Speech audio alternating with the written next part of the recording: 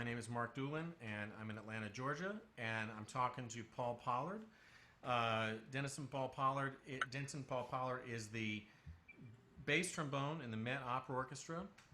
Paul, I just lost you there. Hang on one second. Um, Let me hide somebody. There we go. Let's try that. Okay, I'm gonna go back to speaker view. Paul, say something, and it'll go back to your picture being really big. Hi, this is Denson Paul Pollard coming There to we you go. from Bloomington, Indiana, home of Indiana University and the Jacobs School of Music. Exactly. He's also a professor at the Jacobs School of Music in Bloomington, Indiana. So you have quite a busy lifestyle under normal conditions. so, but and just so everybody knows, do you normally go by Paul or by Denson or? Paul is that's my family and friends address me as Paul. Gotcha. Okay. All right. I want to make sure I got that right. Um, so I just kind of want to go through a couple things, sort of, to set the stage for where you are now and what you're doing, and just kind of go from there. So, can you talk? You're from Noonan, Georgia, which is about 30 minutes south of Atlanta, roughly somewhere around there, right? So, can you talk a little bit about your beginnings in music and how that all came about? Absolutely. I was actually born in LaGrange, Georgia, which is even further south than Noonan. A couple of more exits on I-85 south, Mhm. and moved to Noonan. My father took another job in Noonan when I was 10 years old, and we moved there. And it was in LaGrange where I actually started playing the trombone. I played in fifth. I started in fifth grade. Back then, they started kids in band in fifth grade, and as the story goes, I've told many times it was kind of an accident that I actually started playing the trombone. I was as a child growing up in the deep South. I was really involved in little league baseball and football and all things sports, and had not really considered music.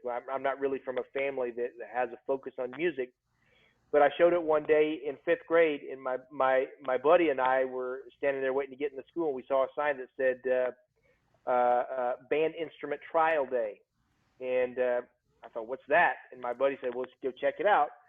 So we walked into this room where typically a music dealer had all of the different instruments set up in the room, and you could go around these little pods and try the different instruments. And the trombone was, I was immediately taken with the sound of that instrument and decided, hey, I want to do that. That looks kind of fun. And uh, that's kind of how it began, and quite by accident. And it's amazing to think that the trajectory of somebody's life can change. I mean, really dramatically just by a chance happening, and that's exactly how it was for me. And yeah, I played for 1 year in fifth grade in LaGrange, Georgia. We moved to Noonan, Georgia, and in Noonan, I had great band directors. My jazz band director was a guy named Mariano Pacetti. I don't know if Mariano's still doing instrument repair work in the Atlanta area, but Mariano Pacetti was a jazz saxophone player that had spent a lot of his career in Las Vegas playing jazz, and married a lady that got a job at CNN in Atlanta, so they moved to Georgia of all places. And Mariano's a funny guy. I'm sorry I have to tell the story, No, but sure. Pacetti grew up in Cleveland, Ohio, and you can go on YouTube and look at this video. His nickname when he was in high school was Mushmouth Mariano because he would go on television for the morning show in Cleveland, Ohio, and challenge different people to pizza eating contests. And he even challenged a dog to a pizza eating contest one time on live television in Cleveland, Ohio. So a really colorful guy. Incredible jazz saxophone players. He was one of my band directors in Noonan. Bill Lazenby, who else? John Eldewan. Um, let's see here. I'm probably leaving out some people, but Doug Moore, who went on to be the leader of the school system, the superintendent of the school system in Noonan after leaving band directing. But had great band directors in Noonan. Uh, my choral director was really great. Was very involved in the chorus, and that was kind of really the focus of my life in high school. Music, I even though I was involved in sports early on, my body didn't quite develop in the way that most like all the other people did. So I was kind of small for my age and was getting kind of beat up playing football, and I just kind of moved away from that a little bit. And I'm glad I did, because it opened up a real world of opportunities for me, and I've gotten to see the world, getting to meet a lot of different kinds of people, and I've been very fortunate. But it all began in the Deep South, in small town LaGrange in Noonan, Georgia. Well, I know where LaGrange is. I'm actually teaching there in the fall. Starting to teach at the college there in the fall. LaGrange College, yeah. Yeah. Small little program. So. Is it surrounded by magnolia trees still? It is. It is, and there's still a statue of Marquis de Lafayette in the town square. Yeah. Now, did you take trombone lessons when you were in high school? That's a good question, and the answer is I did not. I have a very strange background in that way. I honestly, I did not take lessons growing up. There really wasn't. It's not like how it is now in Georgia, where there are a lot of very qualified teachers on every instrument everywhere. I mean, there just weren't that many teachers around. This would be I guess I moved to Noonan in 1980, so it would be the early 80s, early to mid to late 80s. There weren't that many teachers around. So I did not have lessons with a real trombone player. My band directors kind of taught me what they could about the trombone. They really were not, they weren't trombone players. So, I mean, they couldn't give me a lot of like professional level insight. My first real trombone lesson was when I got to Jacksonville State University in Jacksonville, Alabama. And once again, kind of on a whim, I drove over to Jacksonville and played and auditioned for a scholarship to go to school there. I wanted to be a band director. And so involved in band in high school. That's what I kind of wanted my focus to be in college. So JSU was kind of the place where everybody attended from my college if you wanted to go into music ed. Right. So I got there, received a scholarship, and my first real trombone lesson was with Jim Roberts. He's retired a few years back. And just to kind of give you a little bit of insight about that program at the time, it was Jacksonville State University, kind of a small school. I think it's had 7,500 students at the time, was staffed with a lot of people from places outside of the Deep South, many who had served in military bands, and really great music faculty. And it was there with Jim Roberts. That was my very first trombone lesson. Wow. Yeah, that's amazing, especially considering how far you come, obviously, with your career. Did you listen to a lot of music growing up, or were you just kind of playing in bands and doing what you were doing? Honestly, no, I really didn't. And I tell my students these days that, I mean, with YouTube and the internet and all of the resources that are available just right there in the palm of your hands, it was a very different time in the early 80s. This was pre-internet. This was pre-YouTube. We didn't have a record collection in my family. I didn't really listen to a lot of classical music. Well, I listened to quite a bit of, I had some jazz records. I listened to every J.J. Johnson album I can get a hold of, and lots of Bob Mincer, and lots of this guy Mariano Pichetti made that stuff available to us. But nothing that I would say almost nothing that I did early on in life would indicate that I would wind up as a member of the Metropolitan Opera or teaching at Indiana University. I mean, so no, I really didn't. It wasn't until I got to college and started getting to the library at our college. And, one interesting story I'll say is that my very first lesson with Jim Roberts, my trombone teacher at Jacksonville State University, he threw on a record of the Chicago Symphony Orchestra playing pictures at an exhibition. And, for anybody that's out there listening that doesn't remember the 1980s, that was my first classical recording that I listened to, and it blew my mind. Really, I heard this recording. I said, "Whoa, what is that piece? What's that sound?" It was Bud Herseth, of course, playing the opening, and my teacher, he explained what it was, and that kind of got the ball rolling with us having a conversation about what it means to have a career as a professional playing musician. Like I said, when I got to college, my focus was to be a band director. That's what I wanted to do.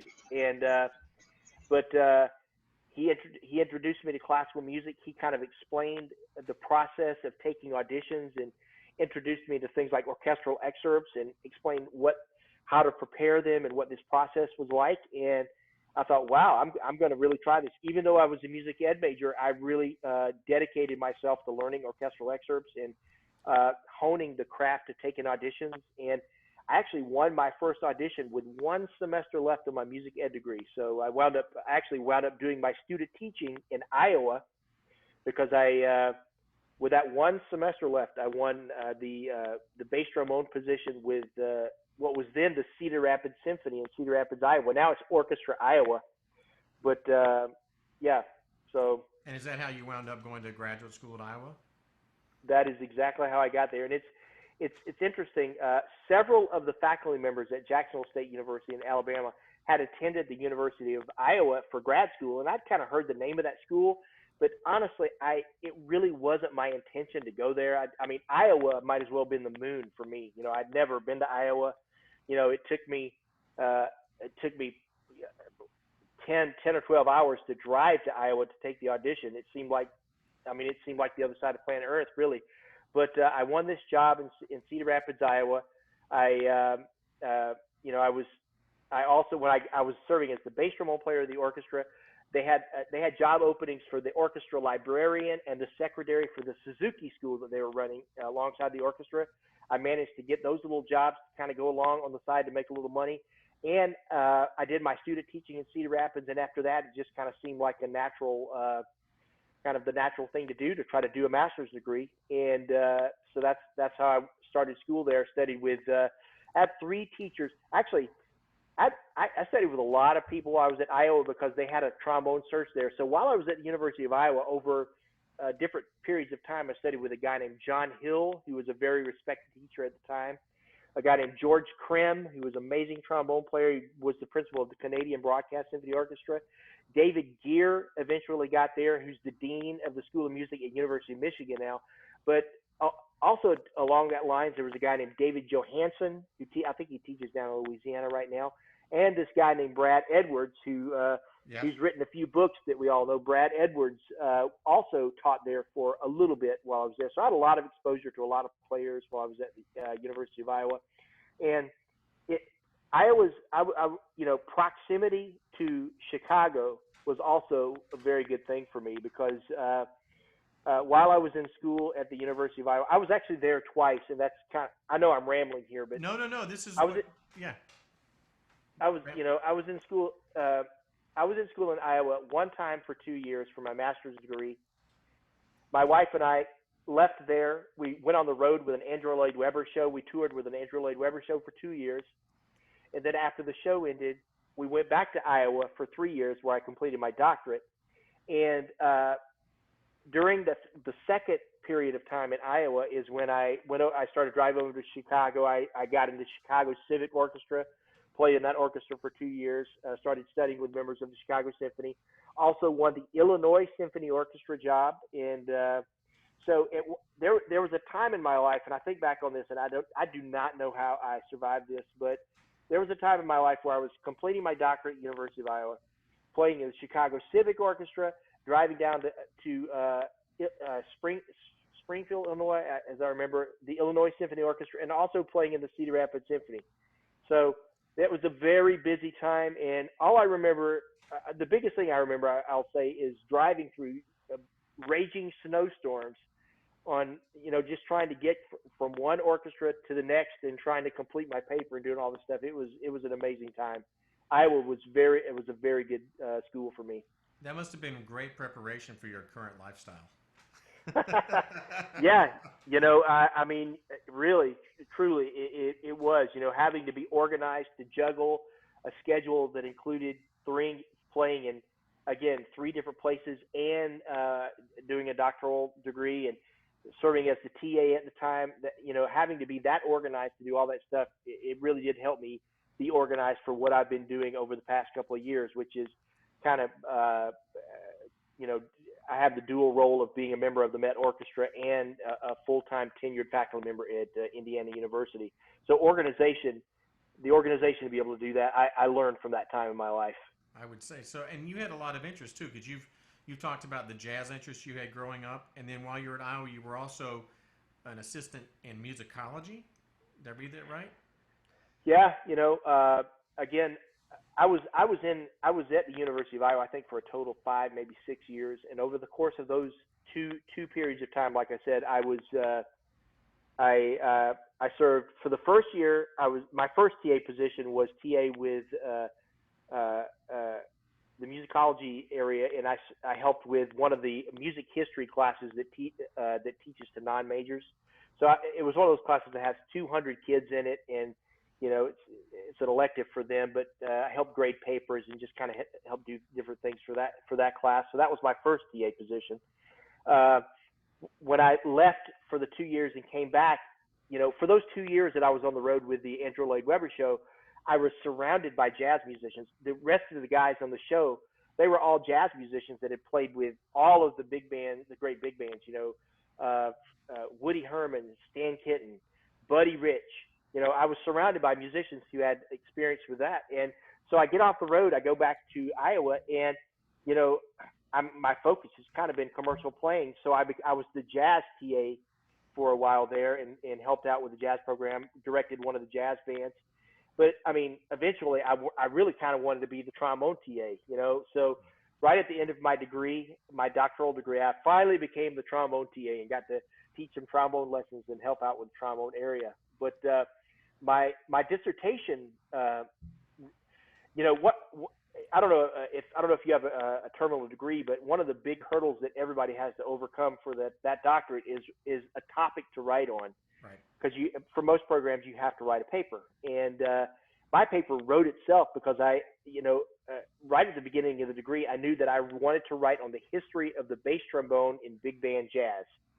And again, I just coming off the road with a whole bunch of players that had stories out the wazoo, and after meeting people in different cities for the last 2 years of playing, the paper wrote itself really, and it was a really fun paper. It's really important. Yeah, I have a doctorate from Stony Brook actually, and and I'm sure you would say the same advice to anybody that gets a doctorate. When you come to that hurdle, make sure it's on something you are interested in. Absolutely. I mean,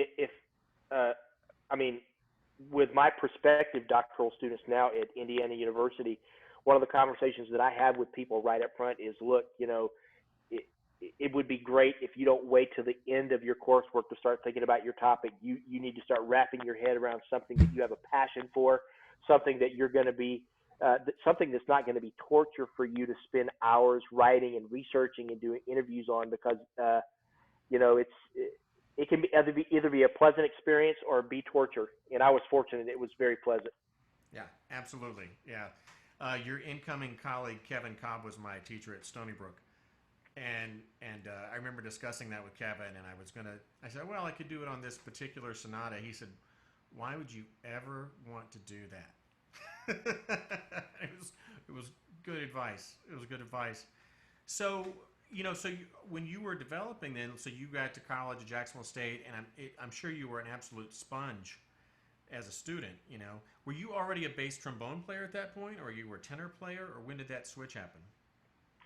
I was when I first got to school at Jacksonville State University as a music ed major. I was a tenor trombone player, and I got there, and the jazz band, again, very fortunate at Jacksonville State University. I had an incredible jazz director named Ron Serace, and Ron Serace had played piano. He'd toured with Stan Kenton as Stan's piano player for a long time, and incredible musician, composer. And he needed a bass trombone player in the jazz band, and Jacksonville State University had a bass trombone. I'd never played bass trombone. I didn't know what this instrument was, but I said, sure, I'm a freshman. I want to play in the jazz band. This is the way I'm going to be able to do it. So I checked out the instrument and started playing bass trombone in the jazz band, and eventually did some other work in other ensembles on it. So I kind of developed the ability to play both at a fairly high level. And that honestly is, by the way, and there's something else I did during this time. I have to mention, because it was crucial for something that happened to me later on. But also during that time at Jacksonville State University as a music ed major, I took a year off and marched drum corps. I moved to San Francisco, California, and marched with the Blue Devils in San Francisco, out to Concord, California, and learned how to play valves really well. And so, I mean, yeah, the word sponge, I guess, would apply to how I was as an undergrad. I really learned. I really wanted to learn how to do as much as I could, and it wasn't actually. I didn't really move to focusing on bass trombone only until I was on the show with the Andrew Lloyd Webber show. And the way that happened was I was originally contacted to play this touring show as someone that doubled on bass and tenor trombone. It was going to be a 2 trombone show.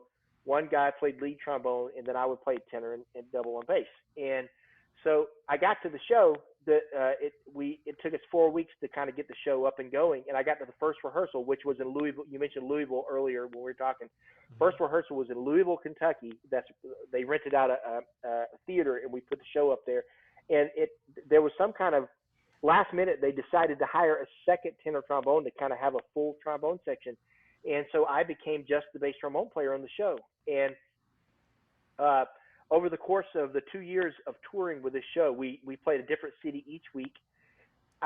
What I would do while I was on the show was we'd get to a new city, and if there was a union in the city, I would call the union and get the names of the trombone players in the local orchestra, or just figure out who was in this city that I could take a lesson with. And over the course of those 2 years, I mean, it would not be an exaggeration to say I took hundreds of lessons, with every name player that would answer my phone call, really. And they were all on bass trombone at that time. So that was kind of the reason why I moved from being a tenor trombone player to a bass trombone player. It was that show just kind of pushed me into that role. That's really phenomenal how every little event has caused you to be ready for where you are now, right? Just the trombone start, then all the driving around, the way you switched to bass trombone, and then actually being in a pit for a long time. So it wasn't like probably as much of an adjustment for you to be in an opera orchestra in that way. Well, the biggest surprise about getting to New York, many people's goal is to land a job in one of the Lincoln Center orchestras, right? The neon lights of Broadway. It's well chronicled how that there's a lot of every musician kind of wants to be in New York at some point in their life. And one of the big surprises for me after finally getting to New York, I win the bass trombone position at the Metropolitan Opera. And I get there and I realize that my role is not just bass trombone. Really what my job was going to be was the Wechsel. In Europe, they call it the Wechsel position. Wechsel means switching in German. So I get to New York and I'm suddenly the guy that plays both bass and tenor trombone as needed. There was another guy in the section named Stephen Norrell, also from Georgia, I would say, from Carrollton, Georgia. Mm-hmm. Ironically, I grew up 5 minutes from where my colleague in the Met was from. But anyway, so I get to New York, and I'm switching on bass and tenor quite a bit. But the other thing that happened, and I mentioned drum corps, and the reason why I wanted to mention that, learning valves, was that right about the time I got to New York City, the Met had committed to a brand new production of the Ring Cycle. They had decided to replace the old Otto Schenk production of the Ring Cycle with a new production by this guy named Robert Lepage, who was one of the founders of Cirque du Soleil. And it was going to be a huge deal, HD video, all this stuff. And James Levine was looking for a new person. He wanted somebody new to play the bass trumpet. And he asked, he said, do you play valves? And I said, well, I have in the past. I haven't played bass trumpet on the Ring Cycle, but I'll learn it, And so that's kind of how I started. I've played bass trumpet on the Ring Cycle now. Many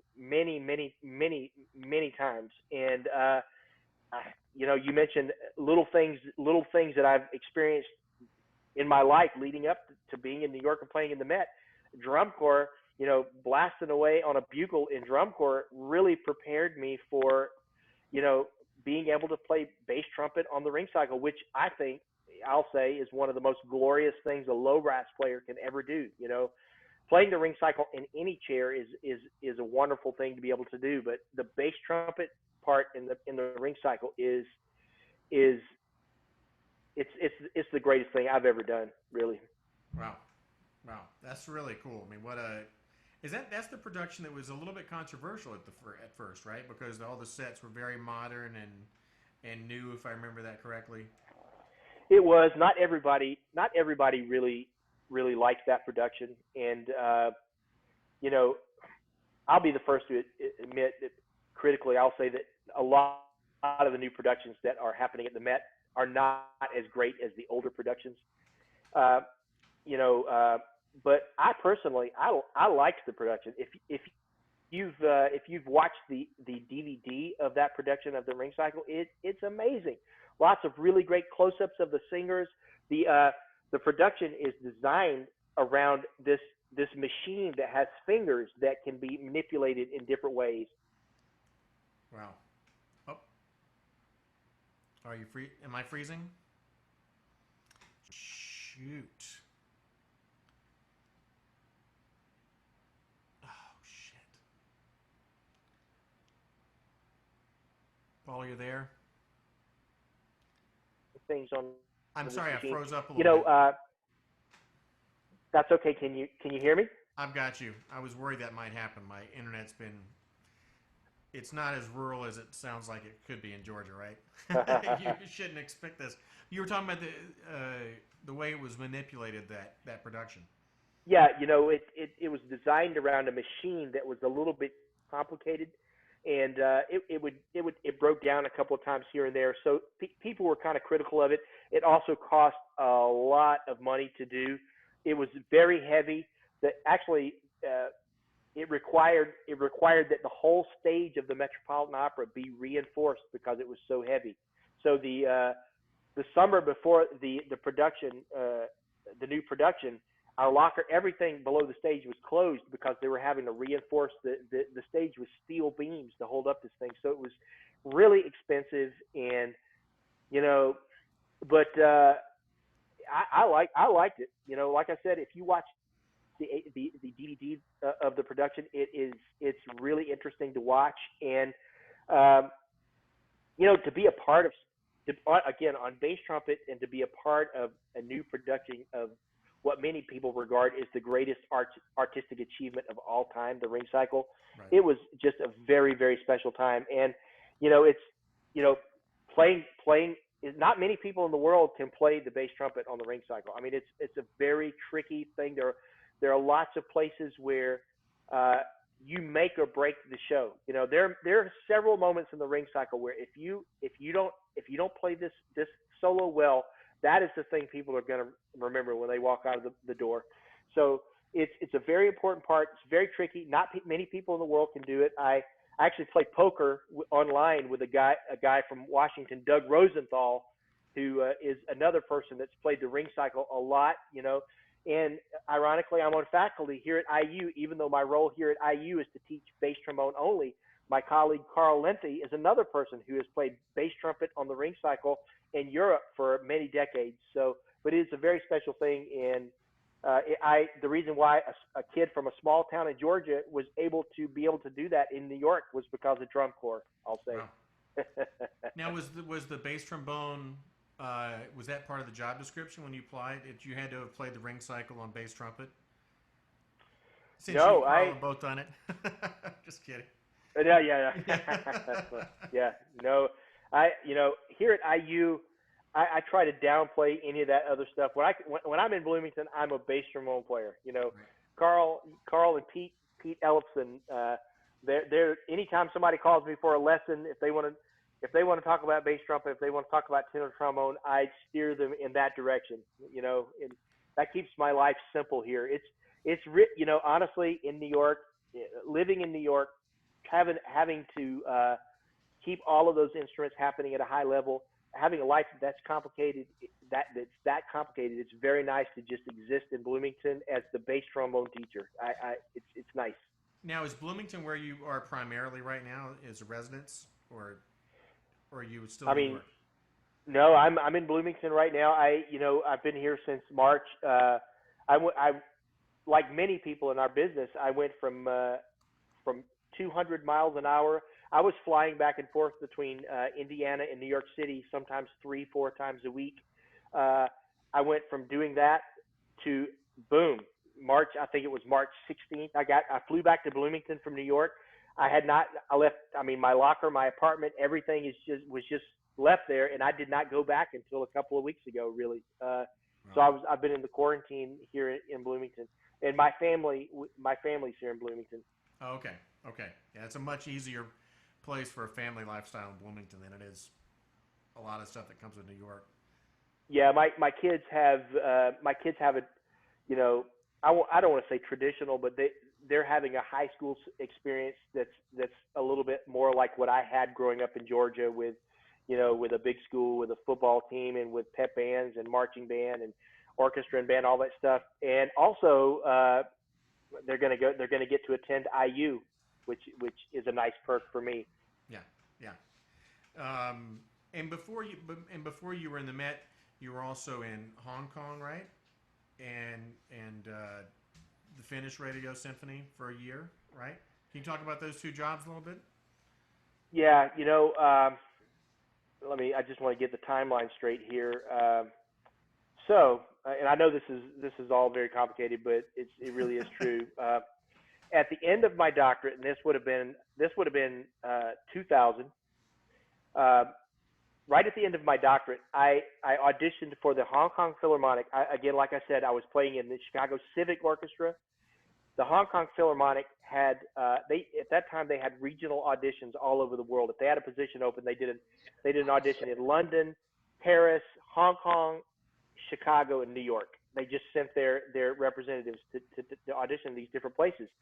And at that time, at the end of my degree, I was applying for college teaching positions and taking any auditions that were around. And uh, Hong Kong was auditioning in Chicago on a day that I was there playing with Civic. So I just went down the street, played the audition for the Hong Kong Philharmonic, and they wound up offering me that job at the same time that I was offered a tenure track teaching position at the University of Northern Iowa. And at the time, the Hong Kong Philharmonic job was a 1-year sub position. The University of Northern Iowa position was a tenure track teaching position with benefits, all that stuff.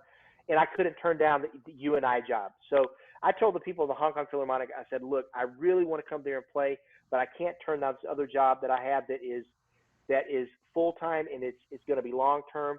If the position in Hong Kong becomes a full time position, I would really be interested, and I would love to come play. And so what happened was we moved to Cedar Falls, Iowa. I take this job, my wife and I should say, and halfway through that first school year, it must have been around December, the Hong Kong Philharmonic, they sent me a message and said our job has become open as a full-time position. The person that was on sabbatical, his name was Phil Brink. He's not coming back. Would you be interested in taking the job? And of course, I wanted to play. And so I went to the dean of University of Northern Iowa, and I said, his name was Dean Lupker. I said, Dean Lupker, I've been offered this playing position in Hong Kong. I really want to take it. And because Dean Lupker had also done something similar while he was teaching, he did a sabbatical in Europe, and he said, yes, go play the position for 1 year, but just come back. That's all we want. So my wife and I, we rented out our house. We moved to Hong Kong, and we fell in love with the place.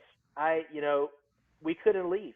I and it's a fascinating. It's my favorite city in the world, which is a strong statement. Having lived in New York for a decade, I think Hong Kong is one of the most fascinating cities in the world, and we fell in love with it. My job was great with the Hong Kong Philharmonic. My wife had a really great teaching position at one of the local international schools, and we couldn't leave, and wound up spending 6 years of our life there. Both of my children were born there, and I never thought I would leave Hong Kong. And like I said, after 6 years of being there, I think it was during my 6th year, both the New York Philharmonic and the Metropolitan Opera had bass trombone openings. And again, I really wasn't thinking towards coming back to the United States. We were really happy in Hong Kong, but I just thought to myself, this is a once in a lifetime opportunity. Two Lincoln Center orchestras have bass trombone positions. I've got to at least just try. I'm going to regret it, when I'm sitting in my rocking chair as a retiree. I'm going to regret not at least trying to do this. And so I wound up flying to New York for the New York Philharmonic audition happened first, and I flew to New York, played the preliminary round, got through somehow. I was jet lagged as heck, and flew back to Hong Kong, and like 3 or 4 weeks later, flew back to New York and got into the final round of the New York Philharmonic job, and got to the finals with. I was in the finals with one of my heroes, James Markey, who's now the bass trombonist of the Boston Symphony Orchestra. But he and I were in the finals, and Jim Markey's a phenom on the bass trombone, and he had worked with Lauren Mazel previously, who was the director at the time of the New York Philharmonic, and everybody loved Jim. And I would have hired him too, so they hired Jim. I was devastated, honestly. It was my dream to play in the New York Philharmonic. I'd gotten really close, and I was devastated. And I flew back to Hong Kong, and the Met was going to be 6 weeks later. And I just told my wife, I said, I do not want to fly back to New York. This is emotionally too draining. I spent all that time. I got so close. We're happy in Hong Kong. I don't want to do this again. And she just wouldn't take no for an answer. She said, I have a feeling. I really think you should just work on these excerpts. Just take this one last audition. I kind of have a feeling about this. And I did, and it worked out. I won the job at the Met. And so we moved our family to New York City, and we're there for just kind of continuous conversation about international playing experience. We're in New York for, I'm not sure where it happened in the course of but 5, 6, or 7 years we're in New York. And the Finnish Radio Symphony Orchestra had a bass trombone position open. And their American principal trombone player is a guy named Darren Acosta, who played in Boston for a long time and had gotten that job. And he reached out about their list, their audition list. He wanted to just kind of run the excerpts by me and just ask, do you think this is a typical list? Is this going to be something that's good for the auditioners? And we started talking about what life was like in Finland, and I was fascinated by what he was telling me. And I offhandedly said, "Wow, maybe I should take this audition. It sounds pretty cool over there." And he said, "Well, if you're serious, the deadline is not closed, and we could even have you over to play for a couple of weeks leading up to the audition, just to see if you fit with the orchestra and if you like the country in Helsinki." And I said, "Sure, let's do this. Let's see what happens." And so I went there. I played with the orchestra for 2 weeks. At the end of the 2 weeks, took the audition and won the audition, and got back to America, talked to my wife, and we decided, we've got to do this. My wife is a school teacher, by the way, and it was an incredible opportunity for her to observe what a system, an education system that's been lauded all over the world as being one of the most progressive and healthy education systems in the world, the Finnish education system. And so we decided to do that, and we picked up our family moved to Helsinki. And my kids went to school in a Finnish school. My wife took Finnish language lessons, and it was a fascinating year. We love Finland. The people were they're not like Americans. They're quiet, but thinkers and really creative, and they invest a lot of money in the arts. They pronounce his. I have to preface this by saying they pronounce his name Sibelius there, because Americans think I'm crazy. I don't know how to pronounce that name. In Finnish, every first syllable of a word is emphasized. So if I say terve, mitä kuuluu, which means good morning, how are you? Terve, mitä kuuluu. So you say Sibelius. So Sibelius is one of the national heroes of Finland. And so they invest a lot of money and energy into the arts. And so I get to Finland. There's a brand new hall. Most of our concerts are broadcast live on national television. I don't think I ever saw an empty seat for a concert. And we loved it there. But it was just really hard for me at that moment in my life as someone who had grown up in America to just give it all away to stay there. I just couldn't do it. So we came back, and but that's why we were in Helsinki. Gotcha. Okay. And then you wind up having this dual position at IU. And can you talk a little bit about how you manage that back and forth? Like when things are in full swing, how often are you in the air? As I was saying, I before the COVID situation hit America and we had to be quarantined, I was in the air at least 4 times a week. At least 2 round trips a week, which which sounds worse than it actually is. I live about 50 minutes from the Indianapolis airport. The Indianapolis airport is ranked as one of the best airports in America. It's super efficient. It from curb to gate. Every morning. I curb to gate is 10 minutes. I get dropped off at the curb. I'm at my gate through security at my gate in 10 minutes. The flight to New York is an hour and 15 minutes, and then to get from the airport to Lincoln Center is another, depending on the trains and stuff like that, could be another 30 half hour to an hour, depending on that. I sleep really well on airplanes, and both. The only way I can do this is that both jobs have a lot of flexibility. The Metropolitan Opera contract is that we have, even though there are 7 operas per week, we're contracted to play 4 of those operas per week, and so there's a lot of flexibility there. I can kind of pick and choose the operas I need to play according to schedule, and I make sure that my students are well served and get a lot of face time at IU. And again, as I said, I think we were talking maybe at the beginning. It's about being organized. I have 3 Google calendars that are kind of stacked on top of each other. One with my family schedule, one with my Met schedule, and one with my IU schedule. And I just make sure that all of that kind of stays together. And it works out really. But I have some friends that get really nervous about flying and have to get medicated before they fly and all that stuff. I'm fortunate, and again, probably because I've basically spent my career just traveling a lot. But I get on an airplane and I fall asleep like that. I'm telling you, as soon as my head hits an airplane seat, I am asleep. And that's kind of how I'm able to do it, really. And I hope I'm able to do it in the future. Who knows what's going to happen with the performing arts coming out of this, really. Yeah, yeah, no doubt about that. And that brings me to a couple. I mean, there were a couple things I wanted to hit. Is for students, but I did want to talk about that a little bit, especially now how you're dealing with teaching with COVID. John and I talked about this. John Rommel and I talked about this last week a little bit on here. And how are you dealing with the online teaching? Is it like a normal lesson, or are your students pre-recording stuff and sending it, or how are you handling that? I have a hybrid approach to teaching via Zoom.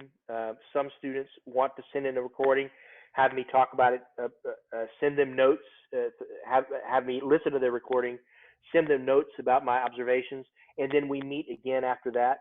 Have some students that just want to meet in person. I had some students who decided, what, and I gave them this option. I don't really like this system. I'm just going to wait until we can meet person to person again, and then we'll have a couple of extra lessons then.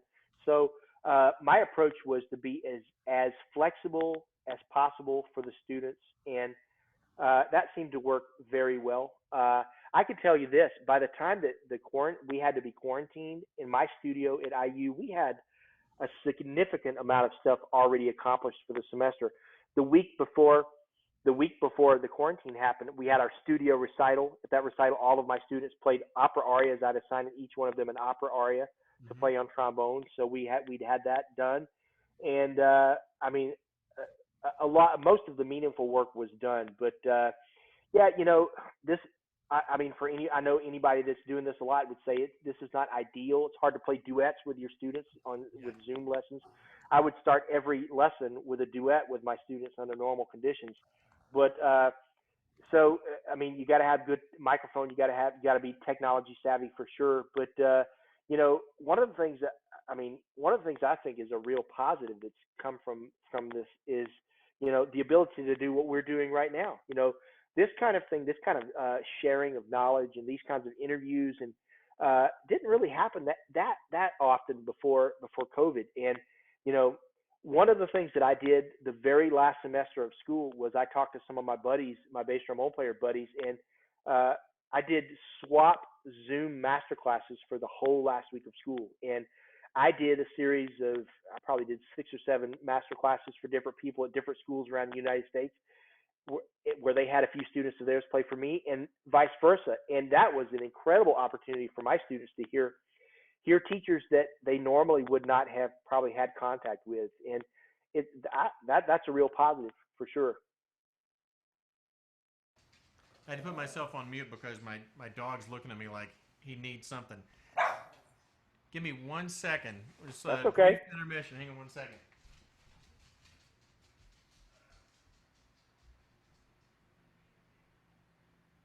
Hello, everybody who's on the chat. Sarah Altman, William Brown, Holly Pritchard. Hello, I hope you guys are doing well.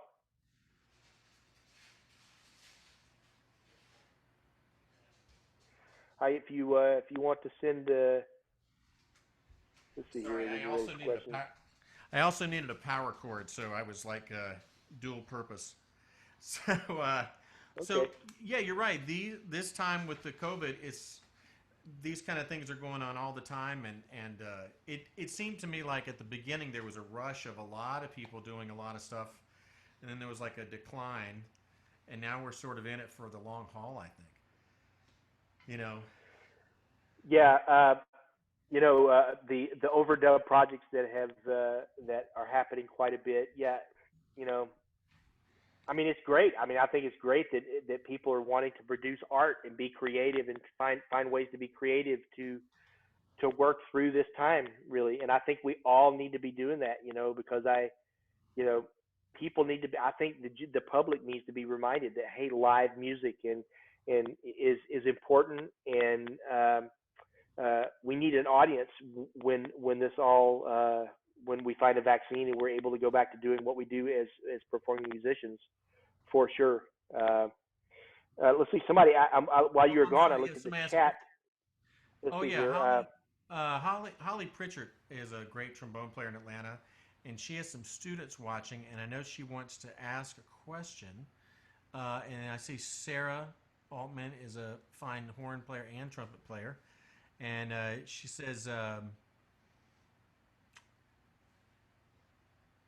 "Oh, okay." She's talking about some of the music ed students, and they have huge dreams. What do you think they can be doing while they are there to keep dreaming and working, and maybe achieve what they want? I think where she's going a little bit is probably that's a really strong music ed school, right? And so when you're at a school that maybe isn't quite as much of a performance as like IU or Eastman or something like that, can you maybe talk a little about like what was going through your head as a younger player? Well, one of the things that first of all, let me say one of the things that I did as an undergrad, the decision that I made as an undergrad that I'm so happy that I did was I was a music ed major. You know, I was a music ed major at Jacksonville State University with the mindset that I want to perform and I'm going to work really hard to try to, again, like I discussed before, win an audition so I can play pieces like pictures at an exhibition.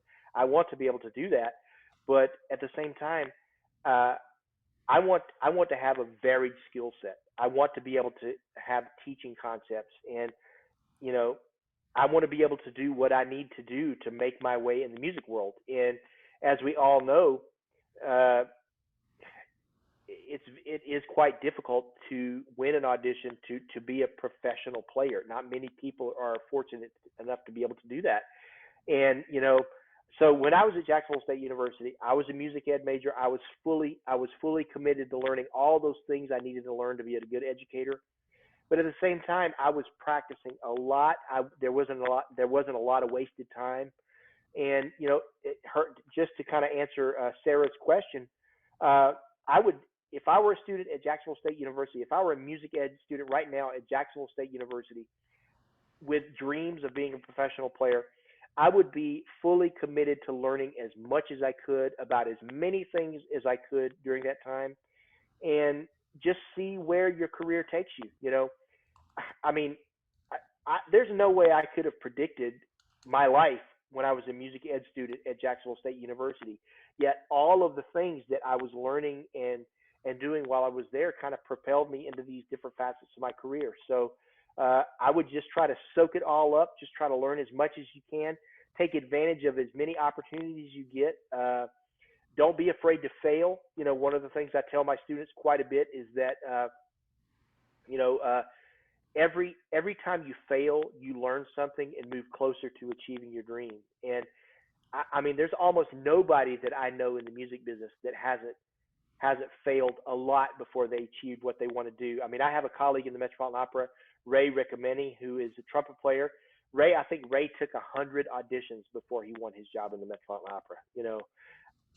At the same time, I have colleagues who were 18 years old when they won their job in the Met. But so you never know when the lightning is going to strike for you. It may never strike. You never know, and it's important to just prepare yourself, your skill set for being able to do whatever you need to do to have a career in this business. And that's exactly what I would do if I were a music student right now. One of the things that we have at IU, I'm going to mention this really fast before we move on from this topic. One of the degree programs we have here, I'm not sure if they had it when you were here, Mark, but we have a degree program called the BSOF degree. And that stands for Bachelor of Science with an outside field. And basically what that is they offer a degree track here where you can be a music performer, but also pursue a degree program outside of music, whether it be at the Kelley School of Business or accounting or pre-med or recording engineering, or I mean, there are hundreds of options for doing that. And not everybody agrees with me on this. I've had lots of discussions with teachers that don't agree on this, but I just think because of the uncertainty of these times for the arts and for music, I'm passionate about people still pursuing the arts. The arts are important. Being creativity is important. But I just think it's smart if you can go to a school where you can pursue your love of the arts, but at the same time, get a degree that is going to help you be an adult if you need to. That's a smart move, in my opinion. If I could go to a school like IU and get a music performance degree and get an accounting degree at the same time, or some other degree that would help me get a job if music is not happening for me, that is exactly what I would do. Well, and there's a lot of skills we need as musicians that we don't really realize until we get out too. You mentioned accounting. I mean, how we deal with our taxes or our finances, or you're starting something in the music business that requires a thing on the side. I mean, that I didn't get it. I had a performance degree, but that BSOF, I knew a lot of guys that did that, and they also played really well, I think, because they felt like some of the pressure was off sometimes, and there was absolutely. Yeah. I talk a lot about the fact that going into the auditions, knowing that if right, you're exactly right. Going into an audition, knowing that if you don't win the audition, even though you prepared as hard as you could, if you don't win the audition, you have other options in life. That takes a lot of pressure off of you in a situation that's already inherently very full of a lot of pressure. Very intense. Yeah, you having that music ed degree meant you knew you could always work. In that way. And I have a passion for it. It's one of the big discussions that happens sometimes in trombone forums is, why should somebody pursue a music ed degree if they have zero passion for teaching? And I agree 100%. I didn't just get a music ed degree because it was I felt like it's going to be a backup. I had a passion for education, and I had a passion for music ed. So that was a good thing for me. Yeah. And it sounds like, too, I mean, it helps, a lot of times musicians, we can get a little bit jaded And I think when people come at it where you are coming at it from, you don't get burned out as easy. You're more of a holistic person about music as opposed to, just a straight line into one thing where that can get a little burned out sometimes. My a friend of mine who is one of the greatest tenor trombone players of all time, Ian Bousfield, who was he was principal of the London Symphony Orchestra for a long time, and then he was in the principal of Vienna Philharmonic. Now he teaches in I think he teaches in Bern, Switzerland, I believe. But he and I were talking one time about his students, and he said it's funny sometimes in the music business, the most successful people are the ones that are considered the people that are considered to be the most successful are the ones that won an orchestra job. But oftentimes people that win an orchestra job and have to show up in the same place every day and see the same people every day and have the same routine are the most miserable. It's the people that are happiest sometimes in the music business are the people that have careers that where they maybe play in a brass quintet a little bit, play in another kind of chamber ensemble, teach a little bit here, do some arranging work, have a career that's maybe have a regional orchestra job where they get to play in a large ensemble a little bit here and there. Those people sometimes are way happier and way more fulfilled than someone that just sits in an orchestra every day and just grows to be miserable by that situation. So yeah. It's funny you mentioned Ian, because his podcasts are really great that he has coming out, and he really smart guy. Yeah, he's really smart. He mentions that stuff a whole lot. What you're talking about right there. I have a couple of questions. Some folks are writing in. And by the way, if you watch these chats and if you're putting stuff on Facebook and I don't always see it, it's because I'm not very good at going back and forth. So if you have a really good question, pop in on the Zoom chat and write it. But I do have a couple texts that some folks have written in. So one of Holly's students, William Brown, had a question for a very young budding ninth grade student or high school students. Can you give us your go-to books, literature, etc., for high school, early college, and definitely someone who is on track to playing bass and doubling professionally? Yes. Well, I mean, the Bordoni etudes. I mean, I've got to throw those out there. Of course, those are very important etudes for trombone players. We play them as written, down an octave, tenor clef. We do lots of octave transpositions with those etudes. I've done those my whole life, really. I think those are very important. The Arbans, of course, if you want to learn how to play rhythm correctly, very important to work through that book and just making sure that you learn how to interpret all of those rhythms really, really, really well.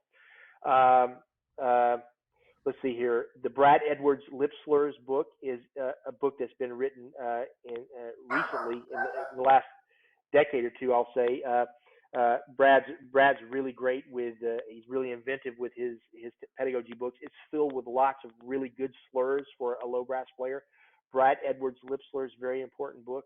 The Charlie Vernon Singing Approach to the Trombone and Other Brass Instruments, very important book. Lots of great exercises and great methodology for working on orchestral excerpts, I would say. Let's see here. If you want orchestral excerpts as a trombone player, the Megumi Kandi 100 excerpts, and the Doug Yo bass trombone version of that. Those are must-haves because, back in my day when you wanted to work on orchestral excerpts, you kind of had to go photocopy the excerpts, but and just kind of piecemeal your knowledge of them together. But those two excerpt books are incredible. The research that's happened behind them, and every excerpt has a little article about the composer and about how to approach the excerpt. Really great. Those are really great books.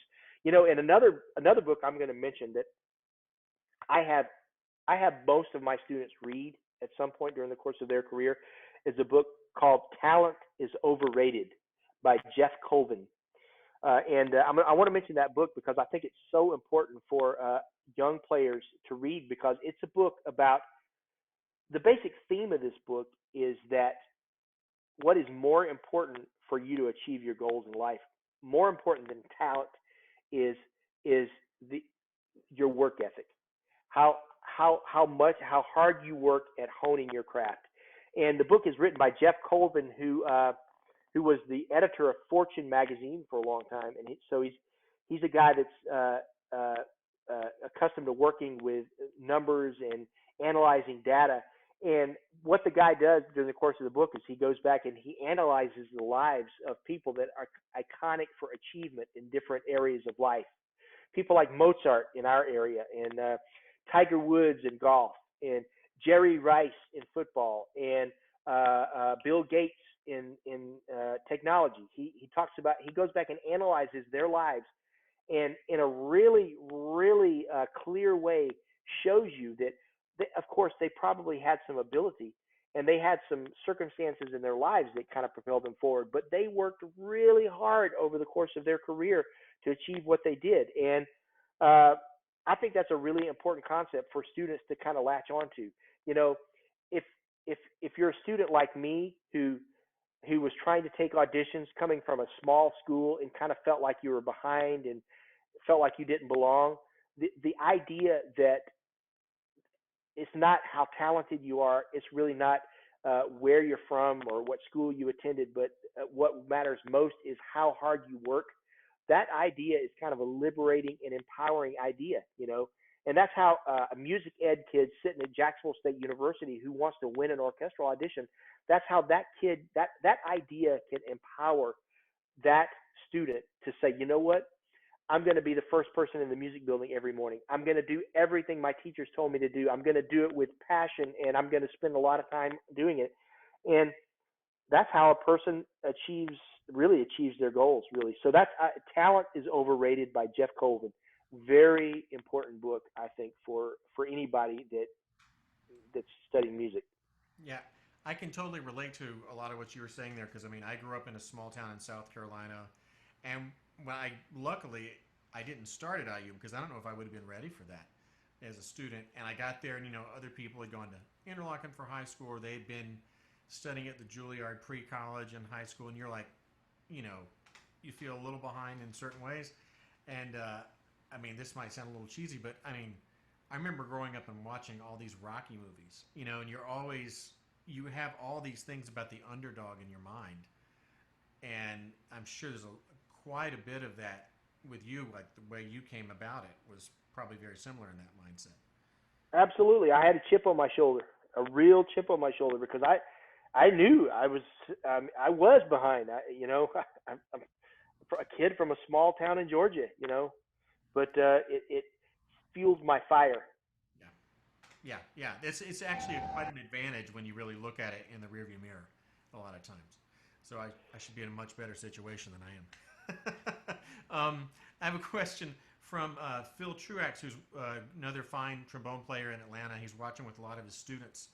And he says, many of the college kids want to know what Mr. Pollard thinks, how to maintain skills as an ensemble player as their college bands shrink or move to smaller digital ensembles due to COVID. That's a great question.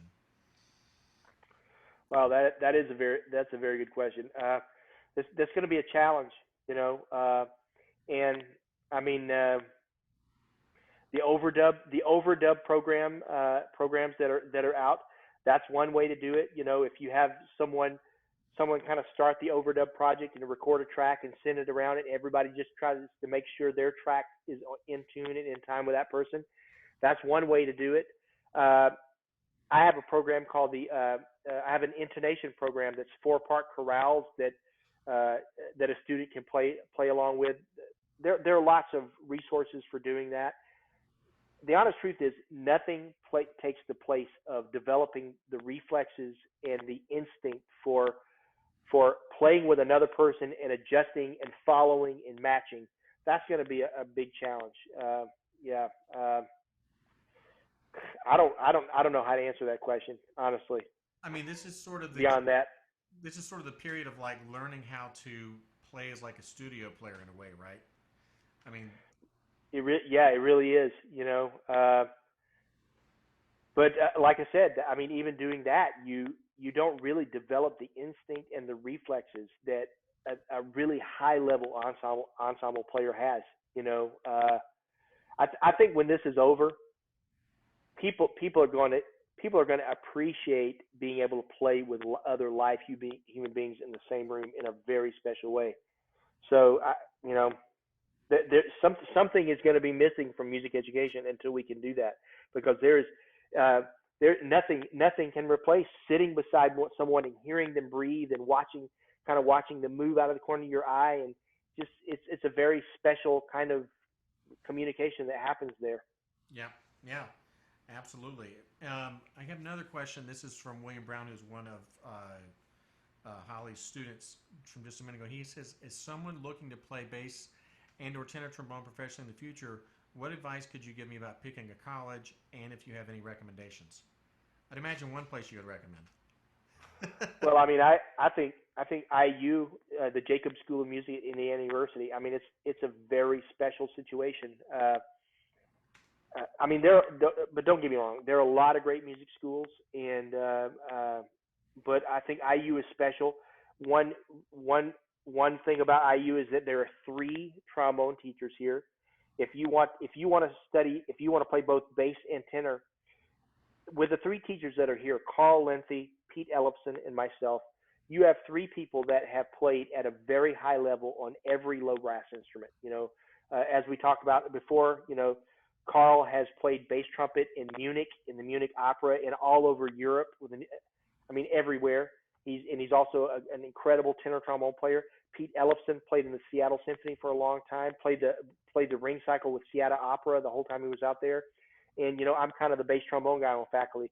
So you could come to IU and you could split your time between these three teachers, and really with high level players, with people with a lot of experience, really get a lot of experience on both those instruments. So that's a great advantage. The other thing about IU is that we have 5 orchestras, 4 bands. We have multiple jazz bands.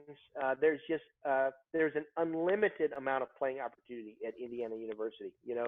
If at many schools that you attend, you may have to wait for your turn in the rotation to play a concert in the semester.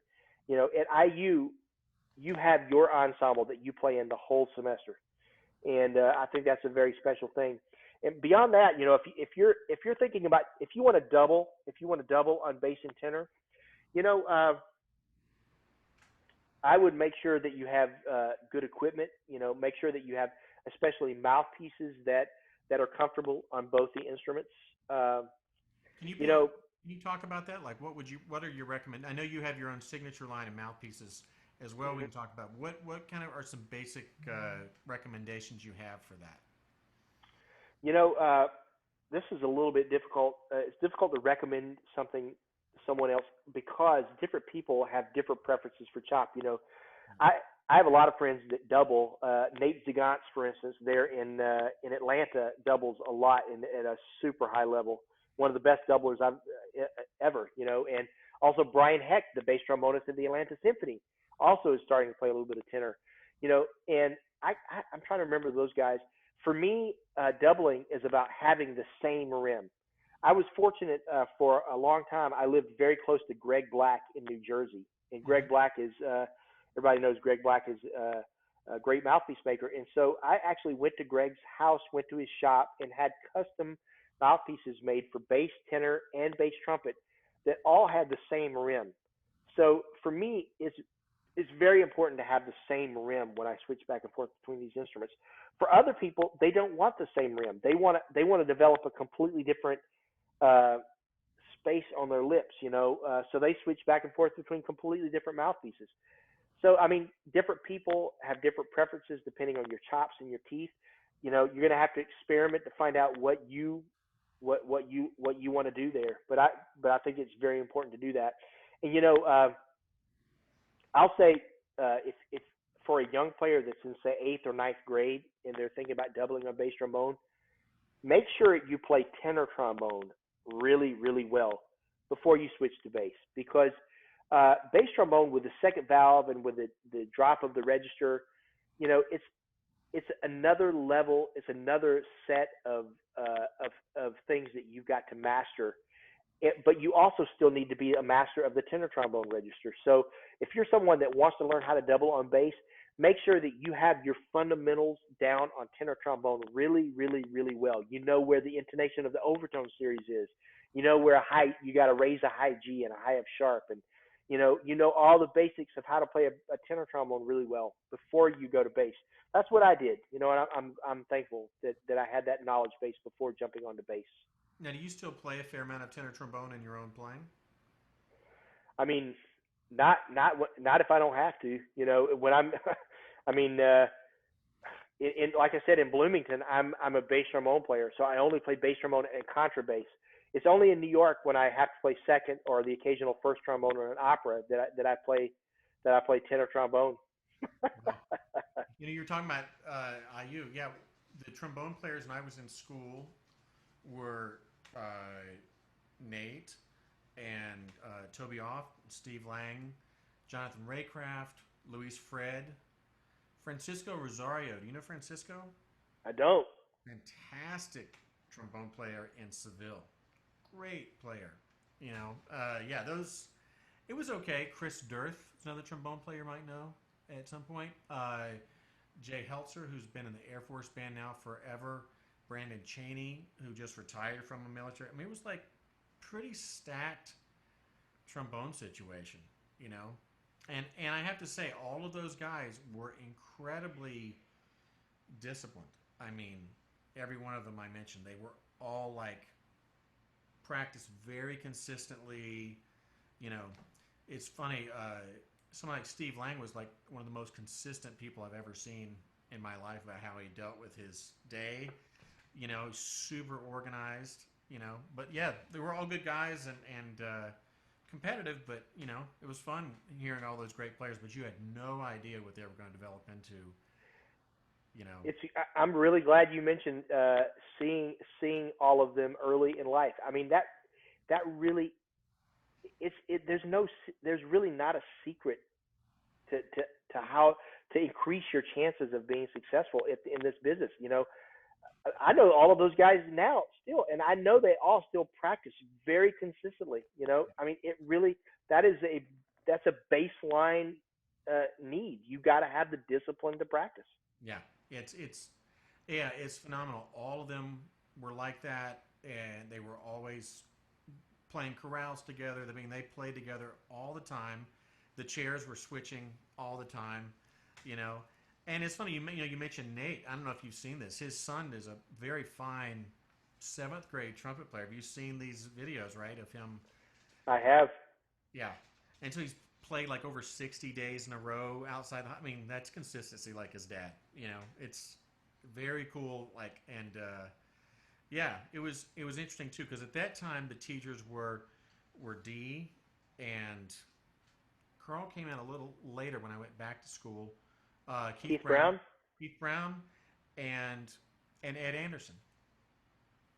So, I just finished an article on Ed that's going to be in the October ITA Journal, and Ed passed away a little less than 2 years ago, and his family donated his entire music library, several of his instruments and mouthpieces and mutes and stuff to my studio, and it's been fascinating to go through that stuff. And there's some really interesting stories about Ed that I'm going to share in this journal. Yeah, he's the article. One of the 3 I knew the most because there would be the student faculty orchestras.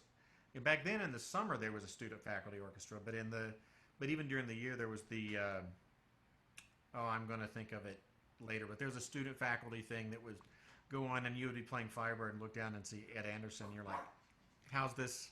What's going on here? But I remember, do you know, and now we're just like kind of rambling a little bit, but Tom Willigman told me the story about why Bach makes 2 bass trombones has to do with Ed Anderson. Do you know this? Yeah. I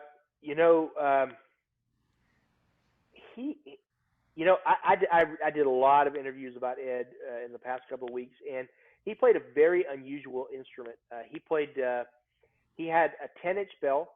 Mm-hmm. He had an oversized bell, and his F valve had extra tubing so that he could play the Einheldenleben low C in first position, where it's normally an F. For him it was a low C, And that was I'll share a little bit of this research that I've done. Uh, the reason why he didn't always play that instrument. He played when he first got into the Cleveland Orchestra. He played a Bach, a standard Bach with valves that were dependent, not independent, and they were on tour in New York at Avery Fisher, and there was a loading dock accident, and his instrument got destroyed. His beloved instrument, the one that he won the Cleveland Orchestra job on, and he just went on this mission to kind of find another instrument with all of the different details that he wanted in an instrument. And let's see here, it was I don't think it was not Lauren. It wasn't Lauren Mazel. It was George Zell. George. It was George Zell. George Zell liked the oversized bell. That's why he started playing the oversized bell. And the C tubing. It's funny. Ed said that it was Warren Deck, the tubist of the New York Philharmonic. When Ed went to New York and played a concert with the Philharmonic, and Warren Deck was a really great craftsman. He made tubas and made all kinds of stuff. When Ed was in New York, Warren made that C tuning slide for Ed. And I talked to Warren about this because eventually Don Harwood, the bass trombonist of the orchestra, started playing that tubing as well. And Warren didn't remember making it at all because he said, you know what, I used to make stuff for a whole bunch of people. It is so long ago I don't remember it at all. But what I think happened was Ed took that C tubing design back to Bach, and they started mass producing it. It became something you could buy straight from the factory. As far as the bell goes, I'm really not sure. It's possible that Ed had them make a bigger bell. I'm not sure, but I mean it's entirely possible. The story that Tom Willigman told me was that he was, I don't know if he was tenured or not in the orchestra, or it was very early on and he thought Zell wanted something different, so he got a different bell made. He went to Bach and got a different bell made. And then he came back, and I guess Zell said, you have such a beautiful sound. Whatever instrument you won the audition on, that is exactly what you should be playing on. So he was in his head a little bit before, but no, he was a great guy. He was a very, very pleasant man and great player. So that's really great. And your students, they're also get to play in these ad hoc ensembles all the time too, right? So they're constantly learning concerto parts and things like that. We have a brass concerto competition. Actually, every area has a concerto competition every year. There's a brass area concerto competition, woodwind and string, and so you learn all of the standard rep there. But also, the conducting students are constantly putting together ensembles to conduct rep and make videos and stuff like that. There's just an endless amount of playing at IU, as you can attest to. Yeah, absolutely. Well, before we go, one of the last things we'll talk about is your practice schedule when you were a student, and maybe your practice schedule in normal times, and maybe your practice schedule during my dog sees something out the window. I'm not sure. It's probably nothing. But and your practice during COVID times. How's that changed? Wow, it's changed a lot, honestly. When I was a student, and this is the God's honest truth. When I was a student, we talked a lot about my time at Jacksonville State University, very close to where you are now. Mm-hmm. I had 3 practice sessions a day. Like I said, I was really committed to trying to have this career. So I had a session in the morning before my first class. I had a session in the afternoon. Well, I'll be more specific. My session in the morning was about breathing, buzzing, long tones, slurs, and Bordoni etudes, all of the fundamentals of my instrument, practicing the fundamentals, and then playing something melodic in all the registers of my instrument. That was my morning session. I came back in the afternoon, and I either had an excerpt session or I had a solo session. And then at night, I would go back a third time, and I would, again, either an excerpt section or a solo section. So I had 3 sections of practice per day, and they would vary a little bit from day to day, but I mean, it was usually at least 3 hours a day of practice broken up over 3 sessions. And I had that kind of routine for many, many, many years of my life using metronome, tuner, all that stuff. Now, I mean, fast forward to the height of my career in New York. I mean, I practice when I can. I honestly with the flight schedule and the performance schedule and the rehearsal schedule and all this stuff, I'm fighting to find practice times. Honestly, most of the time. And then now, during COVID, you know, I, I've maintained a warm up schedule for sure, and I'm doing a lot of things that I normally do.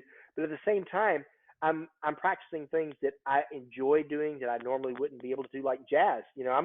I'm trying to blow over some changes every day. I'm yeah. So I'm trying to do things that I right now that I normally would not have time for if I were playing in the opera full time, and that's been a lot of fun for me. The other thing I've been doing during the quarantine, I'll mention as well, is, and it's amazing that I was able to do this, but uh, at the end of February, right before the quarantine happened, over the course of 10 days here in Bloomington, and starting at 10 p.m. at night when I could get Our Hall. If you remember Our Hall, Mm-hmm. I recorded two solo albums, enough solo material for two solo albums. One is an album of all French repertoire from the middle of the 20th century, and the other one are all commissions or consortiums that I've been a part of over the last 3 years. So I was able to get that all in the can right before the quarantine. So another thing I've been doing during the quarantine is just kind of going through all of that material and editing and just doing all the things that need to be done to get that up and going. So that's been great to be able to do that. Yeah, that'll be your fifth album. Is that correct? Uh, yeah, I guess number 4 and 5. Those will be 4 and 5. Non-traditional albums, I'm going to say. I'm probably not going to. I mean, nobody will buy a CD these days. I may make a short run of them, but it's going to be mostly about online distribution and YouTube kind of stuff. And I'll say for people who are watching that aren't as familiar, you have a lot of online material which is really great. All about how you warm up and different excerpts and solos. It's fantastic content. I was watching quite a bit of it. Like, yeah, you've really got that part of the game together. That's a lot of it.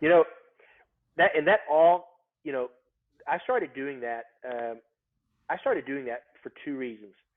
Number one, as a teacher, you get questions, you get lots of email questions, and I just figured, you know what? I know there's some basic questions that are happening over and over again. I'm just going to make videos that I think are going to cover a lot of aspects of these questions. And when somebody emails me with a question, I'm just going to send them a link to that video, and that I'm going to say, look, this video will answer your question more eloquently than I can do it right now. So I started doing it, but I also started, recording stuff because, let's face it, as a professional player, when you have something happening at a high level now, that doesn't mean it's going to happen at a high level a month from now. So when I worked something up and I knew this sounds pretty good and I want to have a record of this to show my students, I just wanted to have a record of all the different things I was doing at the different times of my life. And, I'm glad I did, because some of those things that I recorded, 10 years ago, I cannot do now. Like when I played principal on Wozzeck for the Met, I recorded the complete Wozzeck first trombone part, and it's really hard. I couldn't do that now. If I had not recorded myself playing that part, then as an example for a student that may want to know what that part is supposed to be like, I would not be able to do that now. So I'm glad I did that. And speaking of recordings, it maybe makes me ask one more question, because on these interviews, I always talked about recordings with people, especially things that were important. And you mentioned that the pictures at an exhibition recording, which could have been one of like 6 different Chicago Symphony recordings of that piece. What would you say are like 3 trombone recordings or brass recordings, and maybe 3 not brass recordings you'd recommend to students? Okay.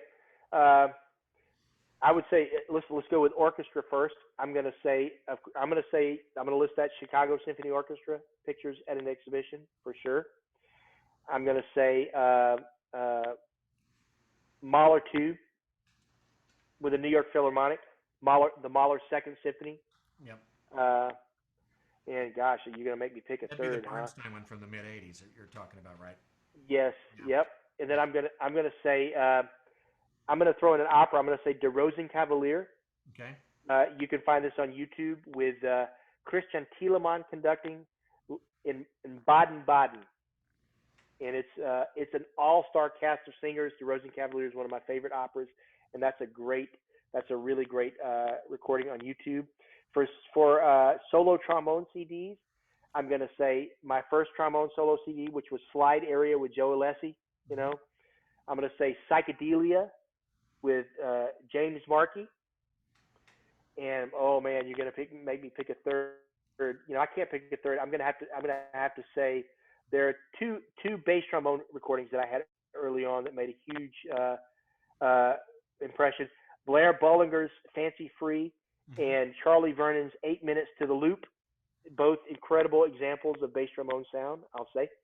And as far as non-trombone, non-orchestra CDs, uh, and I'm gonna kid you not, there are 3 albums that I listen. Oh, gosh, there's more than 3. I'm gonna have to say 4 albums that I listen to every day. Every day, I listen to a Stan Getz album playing Jobim. Okay. I listen to Alison Krauss. There's an album called Paper Airplane. I listen to every day, just a little bit. I listen to at least one Diana Krall album every day, and one of my favorites is Live from Paris. I listen to a little bit of that practically every day. And it's actually a double album, Jackson Brown live, live Jackson Brown, Volume 1 and Volume 2, where he's switching back and forth playing guitar and piano and singing a lot of his greatest hits. People are calling out songs from the audience. I listen to that practically every day. Very good. That's yeah. It's important to be eclectic, and you're hitting all those different spots. And by the way, before we go, I'll show you. I don't know if you know these. Now, this is not the trombone one because I don't have any in stock. But have you seen these books?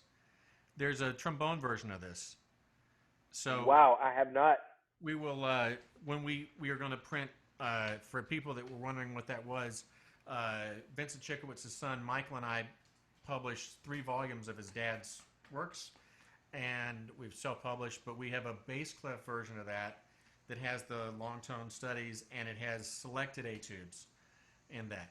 And I think that because I don't have it in front of me, I know that I think Alessi and Jay and Mick, who is going to be on here soon, all wrote some in the front of it. So I'll make sure send you up a copy of that. Oh, I would love to see that. I got to play with him one time off stage for Pines of Rome with the Chicago Symphony. With Vincent Chikowitz. No kidding. When would that have been? This was in early '90s. Mid '90s. Excuse me. Was that right? Mid '90s. No. Let me get my date straight here. It was when I was in the Chicago Civic Orchestra. If I'm thinking about the same person, he was not in the orchestra anymore. It was at Ravinia, and he came back to just be it. Could this be possible? I'm thinking not, but it could have been Will Scarlett. It was Will. Sorry, Will Scarlett. It was Will Scarlett. Yeah. I got my trumpet players mixed up there. Sorry about that. They were in the section at the same time though, so very easy to do. Yeah. And Will is still alive, and he was a fantastic teacher as well. So, but that's very cool. Yeah. Sorry, I got my trumpet players mixed up there. I apologize. You know, I know at this point that most people are probably going to stop watching because I'm talking, but I'll tell you a funny story about living in Indiana and Pines of Rome. So, Columbus, Indiana, as you know, is not far away. And so there was, and they did the Columbus, Indiana Philharmonic played Pines of Rome. And so the trumpet section at the time was Marcus Goddard, who's now assistant principal in Vancouver, Ingrid Rebstock, who is principal in Tenerife, and Mike DeShone, who is the assistant principal here in Atlanta. That was the onstage section. And I remember who was playing trombone. but I know that they hired myself and a one horn player to play the offstage stuff, and we showed up and we were like, what's going on here, right? All of a sudden, the Columbus, Indiana North High School band shows up. Full marching bands. I mean, like sousaphones, saxophones. It's full on, you know? And I guess to get people packed in, the conductor who's still there, not a bad idea to sell tickets, right? Because you're going to get a lot of parents in. And, you know, there's a band arrangement that's in the same key as that last movement. And we might as well not have been there, right? And all of a sudden he turns and he cues and everybody comes in and it just sounds like you hear this orchestra on stage that sounds quite good, and then you hear this cacophony of sound. And I thought, this is going to be awful. And so for the performance, I put a tape recorder, cassette, and if I could find this cassette, I would put it online so fast. I might just say it's a different orchestra. But I put it right under the last row of seats. And it was everything you dreamed it would be. And right in the penultimate measure on that beat of rest at the end, some kid on a bari saxophone just lays into that rest as hard as you can do it. And, I mean, we must have listened to that 45 times that night. Just the whole last 2 minutes of Pines of Rome was incredible. But that's... Whenever I think about offstage playing in Respighi, that story pops up. That's fantastic. That's fantastic. Well, Paul, thank you so much. It's been a real pleasure talking to you, and forgive my technical difficulties or my pug that's apparently come to life at 8:30 at night all of a sudden, surprisingly. So thanks a lot, and hope we'll be in touch, and, you know. Absolutely. Nice to meet you, and thanks for the time to just talk, and this is a lot of fun for me, and I wish you all the best. Hang in there during the quarantine to everybody that's listening, and we'll see you soon. Have a great one. Thanks so much. Take care. All right, take care. Bye-bye.